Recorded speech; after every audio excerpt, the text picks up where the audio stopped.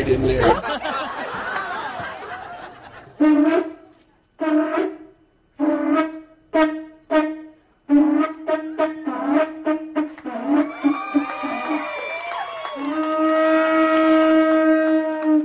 Well, when you cruise in the Bahamas, the conch horn becomes an important instrument.